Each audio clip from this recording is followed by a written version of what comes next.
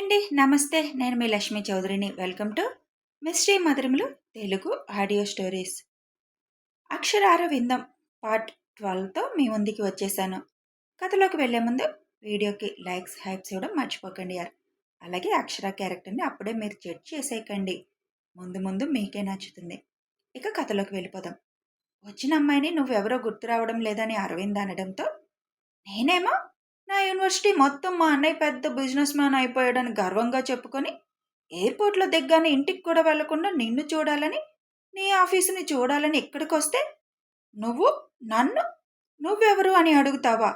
I hurt bro అని కళ్ళు తుడుచుకుంటున్నట్లుగా నటిస్తుంది. చాలే చేసిన ఓవర్ యాక్షన్. ఉరుములేని పిడుగులా సడన్గా ఊడిపడ్డవేంటి Darsi?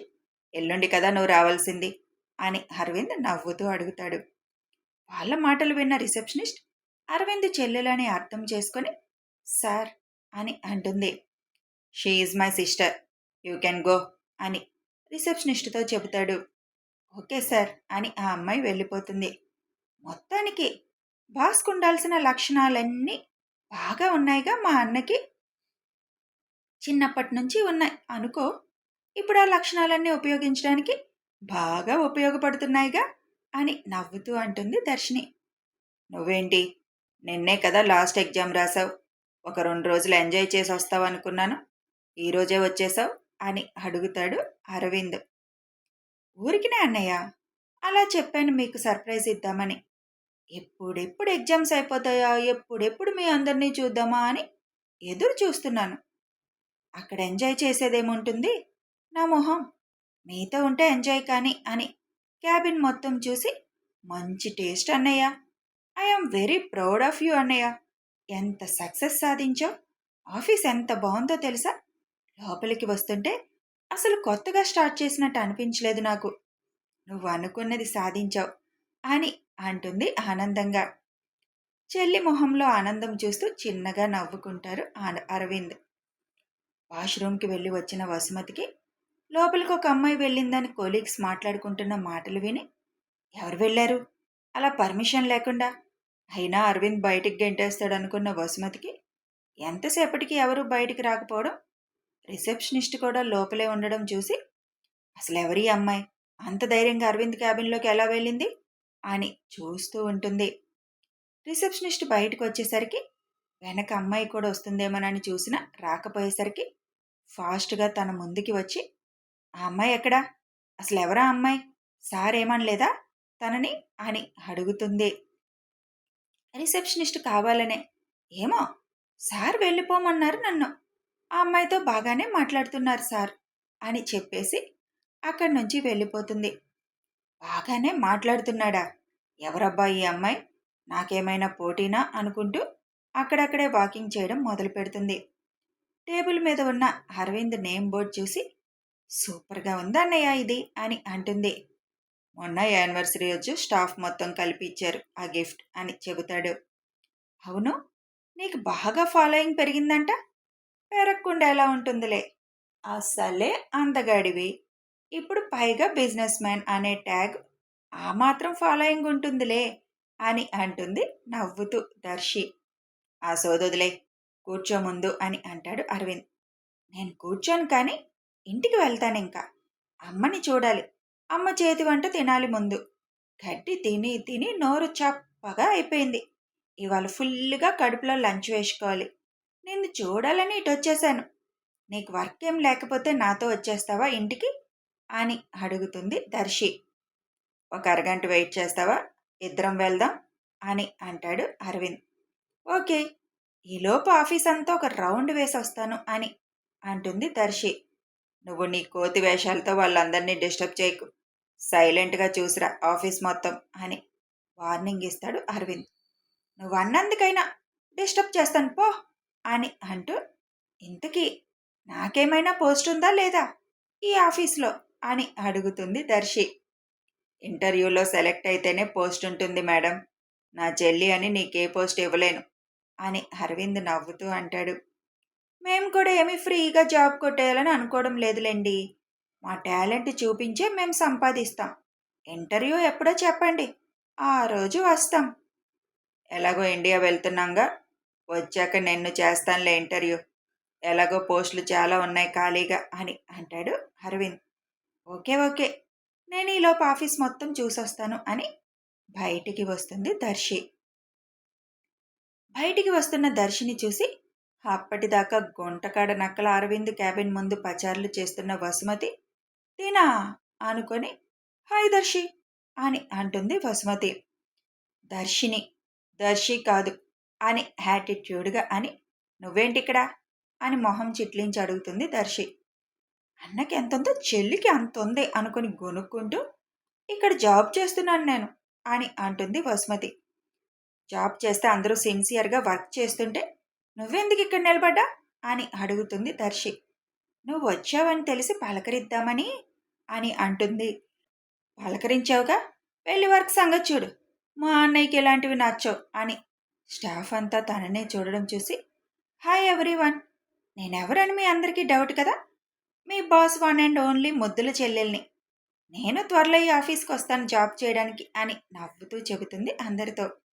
Hi madam, good morning అని విష్ చేసి అరవింద్ సంగతి తెలుసు కాబట్టి ఎవరి వర్క్ వాళ్ళు చేసుకోవడం మొదలు పెడతారు. అన్నయ్య అంటే అందరికీ బాగానే భయం ఉంది. పర్వాలేదు, అన్నయ్య అందరినీ బాగానే కంట్రోల్లో పెట్టాడు. ఈ దెయ్యాన్ని ఎందుకు పెట్టుకున్నాడు అడగాలి అనుకుంటుంది. వసుమతి నరేష్ చెల్లెలుగా దర్శికి తెలుసు. తన మాట తీరు ప్రవర్తన దర్శికి కూడా నచ్చదు. పైగా తన అన్నకి లైన్ వేస్తుందని దర్శికి ఆల్రెడీ తెలుసు. అన్నయ్యకి దీని సంగతి తెలుసు కదా, అయినా జాబ్లో పెట్టుకున్నాడు ఎందుకు? కొంప తీసి దీన్నేమైనా అన్న ఇష్టపడుతున్నాడా ఏంటి? నో, నహి, దీనిని నా వదినగా నేను అస్సలు యాక్సెప్ట్ చేయను అని అనుకుంటుంది మనసులో. దర్శి ఆఫీస్ అంతా తిరిగేసొచ్చి అరవింద్ క్యాబిన్లోకి వస్తుంది. అన్నయ్య, ఆ చుంచు మొహాన్ని ఎందుకు జాబ్లో పెట్టుకున్నావు అని రాగానే అడుగుతుంది. ఎవర్రా? ఈ ఆఫీస్లో నాకు తెలిసిన ఏకైక అమ్మాయి ఒకరే అని నీకు తెలుసు, మళ్ళీ ఎవరని అడిగితే నేనేం చెప్తాను అని దర్శి కోపంగా అంటుంది. ఓహ్, నువ్వు ఆ మతి గురించి మాట్లాడుతున్నావా?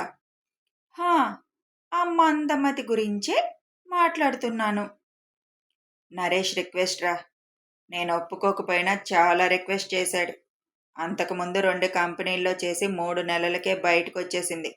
ఎక్కడా స్థిరపడట్లేదు. నా దగ్గర అయితే కొంచెం భయపడి కరెక్ట్గా ఉంటుంది అని రిక్వెస్ట్ చేశాడు. పైగా తన దగ్గర టాలెంట్ ఉంది, అందుకే తీసుకున్నా.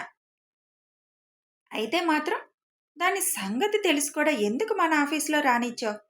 ఎప్పటికైనా తనతో ప్రాబ్లమే అని దర్శి కూర్చుంటూ అంటుంది. నా దగ్గర తోక జాడిస్తే పరిస్థితులు ఎలా ఉంటాయో ఇప్పటికే తనకు అర్థమైందిలే. ఉంటే తిన్నగా ఉంటుంది, లేదా పంపించేస్తాను. నరేష్కి నేను ముందే చెప్పాను వివరంగా. అడగక అడిగాడు ఒకటి, మరి కాదనిలేక సరే అన్నాను.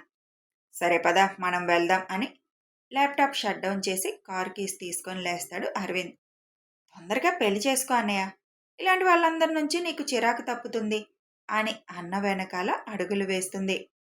మేనేజర్ని పిలిచి తన ఇంటికి వెళ్తున్నట్లు, ఏదైనా అవసరమైతే వెంటనే ఫోన్ చేయమని చెప్పి దర్శిని తీసుకొని అక్కడి నుంచి వెళ్ళిపోతాడు అరవింద్.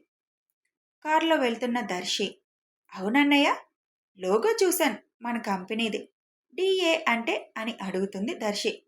చెప్పు నువ్వే అంటాడు. అమ్మ పేరు పెట్టుకున్నావా నాన్న పేరు పెట్టుకున్నావా అని ఆలోచిస్తున్నాను. డి అంటే దర్శి కూడా ఉంటుంది కదా అని నవ్వుతూ అంటాడు అరవింద్. నా పేరు పెట్టవులే, నాకు తెలుసులే కానీ నాన్నదా అమ్మదా చెప్పు అన్నయ్య ప్లీజ్ ప్లీజ్. డి అంటే ధర్మ దేవి దర్శి, ఏ అంటే అరవింద్ అంటాడు అరవింద్. హో, మా ముగ్గురిది పెట్టావా?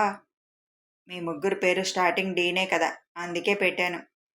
డి అంటే ముగ్గురు ఉన్నాం, ఏ అంటే కూడా ఇద్దరిని గెస్ చేసుకోవచ్చా? అరవింద్తో పాటు ఇంకొకరిని కూడా అని సాగదీస్తూ అడుగుతుంది. ఇంకెవరున్నారు మనకి, నువ్వంత సాగదీసి అడగడానికి? ఏ అంటే అరవింద్ అంతే. ఒకవేళ నువ్వు పెళ్లి చేసుకునే అమ్మాయి పేరు కూడా ఏ నేనేమో. నీకు కలొచ్చిందా ఏ అక్షరం అమ్మాయిని పెళ్లి చేసుకుంటున్నానని? నువ్వెలాగైనా ఏ అక్షరం పేరున్న అమ్మాయినే పెళ్లి చేసుకోవాలి, లేకపోతే మీ వాళ్ళందరి పేర్లు పెట్టుకున్నారు, నా పేరు కలిసి రాలేదని అంటుంది కదా అని అంటుంది దర్శి. డి అక్షరం ఉన్న అమ్మాయిని చేసుకున్నా సరిపోతుంది కదా, ఆ లెటర్ కూడా ఉంది కదా, కళ్ళెగరేస్తూ అంటాడు. ఎక్కడ దొరకడు కదా అసలు. ఇప్పటికే డి అక్షరంలో ముగ్గురు ఉన్నాంలే, ఇంకొకరెందుకు? అదే ఏ అక్షరం అమ్మాయిని పెళ్లి చేసుకుంటే సూపర్గా ఉంటుంది కదా, ఇద్దరిది జత కలుస్తుంది అని అంటుంది దర్శి. అలాగే చూడండి పోని అంటాడు నవ్వుతూ. రెడీగా ఉన్నారు కదా ఏ అక్షరంతో అని అన్న ఎక్స్ప్రెషన్స్ ఏంటనేది మొహంలో చూస్తూ అంటుంది దర్శి. పేర్లో ఏ ఉంటే సరిపోదు, పెళ్లి చేసుకోవడానికి నా పక్కన నిలబడగలిగే అర్హతలు ఉండాలి. ఎక్కువ కలలు కనుక అని ఇల్లు రావడంతో కారాపి కారు దిగుతాడు అరవింద్. చూద్దాం చూద్దాం, అర్హతలేముంది, వాటి అంతట అవే సంపాదించుకోవచ్చు. అసలు ఇంట్రెస్టే లేనట్టుంది మా అన్నకి అనుకుంటూ కారు దిగి మా అని కేకలు వేస్తూ లోపలికి పరుగులు పెడుతుంది.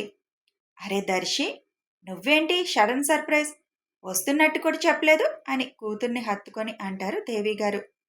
సర్ప్రైజ్ అంటున్నావుగా, అందుకే చెప్పకుండా వచ్చాను. మా పితాజీ గారు లేరా ఇంట్లో అని అడుగుతుంది.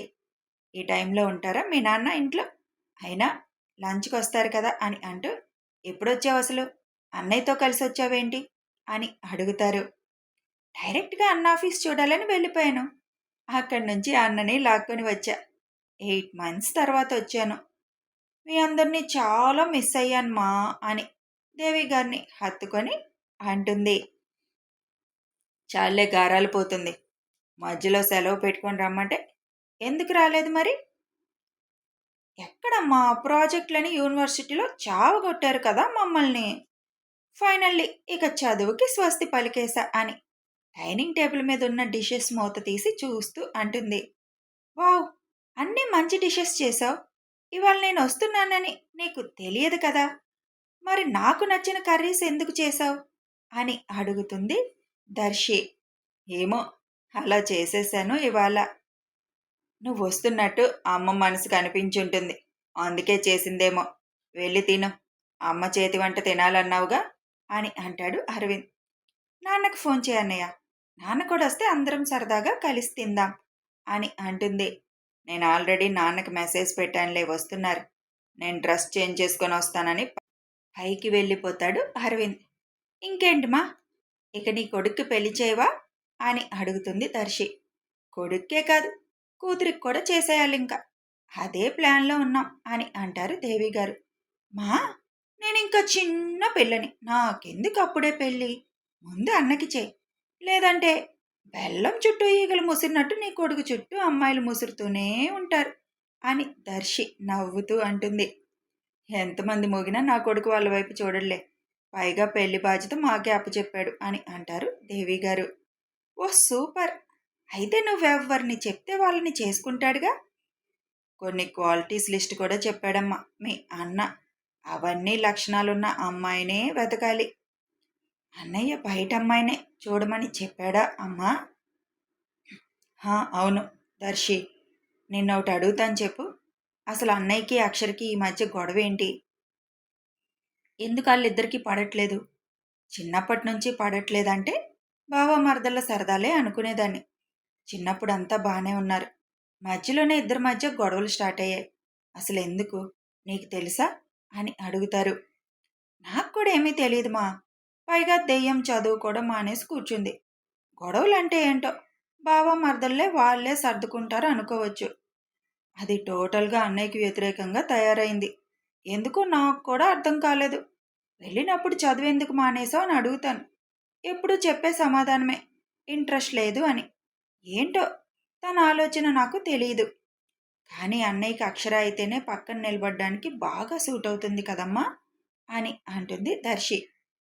కానీ మీ అన్నయ్యకి అసలు ఇష్టం లేదులే, ఇక ఆ టాపిక్ ఎత్తిన ఊరుకోడు అని అరవింద్ కిందకి దిగడం చూసి ఆ టాపిక్ ఆపేస్తారు దేవిగారు.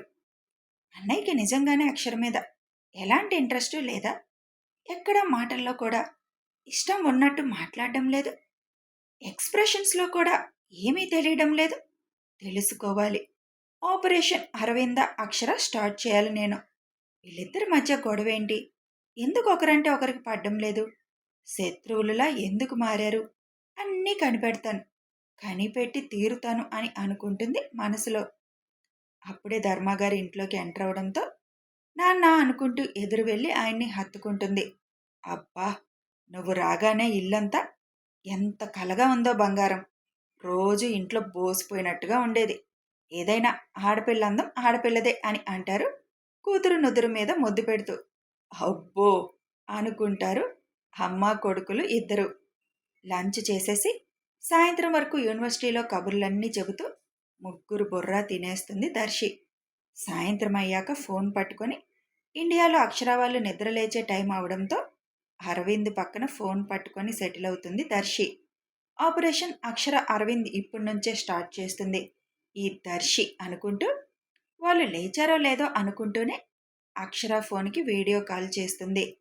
అరవింద్ ల్యాపీలో తన వర్క్ చేస్తూ ఉండగా ఫోన్ పట్టుకొని అక్షర లిఫ్ట్ చేయి లిఫ్ట్ చేయి అనుకుంటుంది మనసులో. కథ కొనసాగుతుంది. మరి దర్శి ఆపరేషన్ అక్షర అరవింద్ సక్సెస్ అవుతుందా? ఏం చేయాలనుకుంటుంది తెలియాలి అంటే కథని ఫాలో అయిపోండి. అక్షర క్యారెక్టర్ని మీరు అస్సలు అప్పుడే జడ్జ్ చేయకండి యార్. వీడియో నచ్చితే ఒక లైక్ చేయండి, షేర్ చేయండి, కామెంట్స్ రూపంలో మీ అభిప్రాయం తెలియజేయండి. Thanks for watching.